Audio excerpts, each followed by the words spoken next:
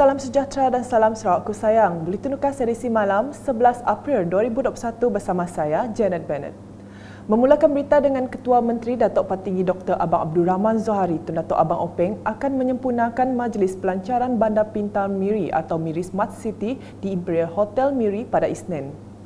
Kerajaan Sarawak telah memilih Bandaraya Miri sebagai model bandar pintar di negeri ini sebelum membangunkan Bandaraya Kuching dan bandar-bandar lain sebagai bandar pintar yang sama.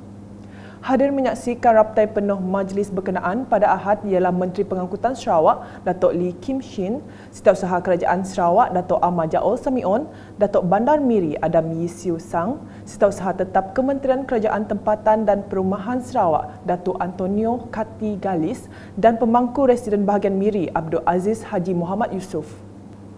Persiapan akhir majlis berkenaan berjalan lancar dengan memberi penekanan kepada pematuhan prosedur operasi standard SOP yang ketat seperti ditetapkan Jawatankuasa Pengurusan Bencana Negeri JPBN Sarawak.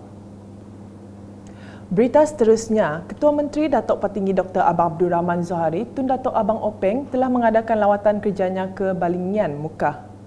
Katanya Mukah bakal membangun dengan agresif kerana dalam masa 3 tahun ini banyak projek besar yang telah dilaksanakan di daerah tersebut. Kita tahulah bahagian Mukah akan membangun dengan cepat.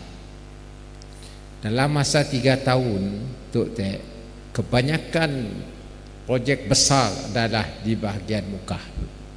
Mengulas lanjut, Datuk Patinggi Abang Zohari berkata, pembinaan jambatan adalah kunci kepada pembangunan yang pesat di daerah Mukah. Jambatan itu adalah kunci kepada pembangunan seluruh bahagian Mukah. Batang Lasa, Batang Paloh, Batang Igan, masuklah Batang Rajan sampai Katong Manis. Bermakna semua bahagian Mukah tu sudah dihubungi dengan jalan raya. Kita si payah pergi ke makan laut lagi. Beliau berkata demikian semasa berucap dalam Majlis Pecah Tanah Projek Anjung Selera, Balingian di Dewan Masyarakat Balingian pada Ahad. Antara tapak projek yang sedang dalam pelbagai peringkat penilaian dan pelaksanaan di Balingian adalah seperti berikut.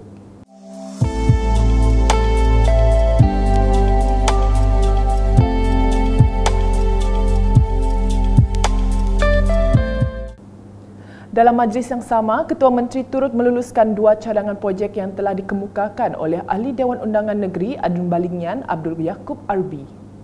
2 projek itu ialah cadangan pembinaan caleg berjumlah RM10 juta dan Pusat Sehenti Anjung Usahawan Balingian berjumlah RM5 juta. Enggak, saya dapat waktu tu melulus nak serenti dengan chalet. Chalet yang 10 juta, saya lulus hari tu. Dan juga serenti 5 juta saya lulus juga gitu. Manakala satu lagi cadangan pembinaan jalan RGC Balingian Sungai Bawan, Jalan Bukut yang dianggarkan bernilai RM100 juta akan dikaji terlebih dahulu oleh Ketua Menteri. Beralih ke laporan COVID-19, Sarawak hari ini mencatatkan 443 kes baharu COVID-19 menjadikan angka keseluruhan kes melonjak kepada 20,001 kes. Demikian menurut Timbalan Ketua Menteri Datuk Ahmad Douglas Ugambas berhubung laporan kes dalam sidang media di Kuching pada Ahad.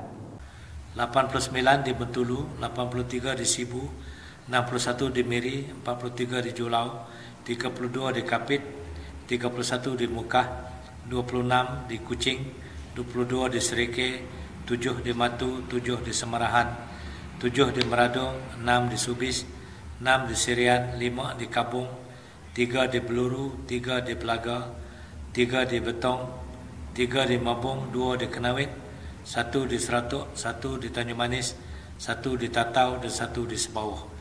Selain itu, beliau turut memaklumkan sebanyak 3 kluster baharu dicatatkan hari ini iaitu kluster Abak Bon Subis, kluster Jalan Badarudin Kuching dan kluster Nanga Kelanggas Julau menjadikan sebanyak 49 kluster yang masih aktif. Manakala satu kluster tamat iaitu kluster Kampung Sungai Maung, Kuching. Dalam sidang media sama, beliau yang juga pengurusi Jawatankuasa Pengurusan Bencana Negeri JPBN Sarawak dengan tegas menjawab soalan media mengenai permohonan rakyat berhubung pemasuhan kuarantin 14 hari ke Sarawak. Kita bersempati, tetapi dalam keadaan sekarang, kita memohon orang Sarawak untuk memahami keadaan di hadapan kita. In fact, we are not trying to create problem, but this SOP is necessary to protect Sarawakian, not to discriminate, not to stop family to meet. That's why there are certain procedure where have to be followed, because inilah keadaan yang sangat-sangat very difficult time, our new normal norm. But there will be a time when we feel that it is no longer necessary, we will leave it up. When? That depends on the situation within the country as within in Sarawak. Berita selanjutnya, kira-kira 3,000 buah rumah di kawasan Mentong, Marau dan Mongkos yang tidak termasuk dalam projek bekalan air bersih terawat akan dimasukkan di bawah peruntukan Kerajaan Sarawak. Ahli Dewan Undangan Negeri Adun Kedup Martin Ben berkata, Kementerian Luar Bandar dan Wilayah telah memperuntukkan dana sebanyak 112 juta ringgit bagi melaksanakan projek tersebut sejak 2019 yang melibatkan 2,000 buah rumah sahaja.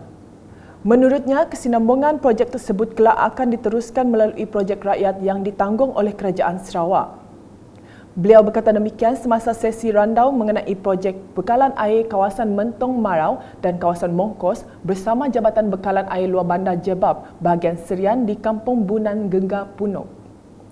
Dalam pada itu, beliau mahu semua kampung yang terlibat mengemukakan permohonan secara terperinci menerusi Ketua Kaum dan Ketua Masyarakat KMKK masing-masing kepada pihaknya untuk dipanjangkan kepada pihak Jebab. Berikut pula, Adun Tasik Biru Datuk Henry Harry Jinep turun padang melawat kawasan pertanian di kawasan Joring, Kampung Segong pada Sabtu. Menurut beliau, lawatan tersebut adalah untuk meninjau kawasan penanaman nenas yang telah diusahakan salah seorang perusaha di situ iaitu Negren Ratep. Selain itu, beliau menambah lawatan itu untuk mengenal pasti keperluan penduduk yang pastinya akan mula membuka tanah untuk pertanian dan membina rumah di kawasan itu apabila jalan raya dibina kelak. Justru beliau menegaskan bahawa Kerajaan Sarawak di bawah gabungan Parti Sarawak GPS akan membantu rakyat untuk memajukan kawasan, namun ia akan dilakukan secara berperingkat. Sejurus selepas itu, Henry dan rombongan Ketua Kaum, Kaunselor dan penduduk kampung meninjau lokasi kawasan yang akan dibina dengan jalan raya di bawah projek yang dilaksanakan oleh Jabatan Kerja Raya JKR menuju ke kawasan Kuong. Sekian edisi malam bersama saya Janet dan kru penerbitan. Berita lebih lanjut boleh didapati di semua platform media sosial UKAS termasuk portal ukas.sarawak.gov.my dan pastikan anda subscribe UKAS channel di YouTube. Salam UKAS.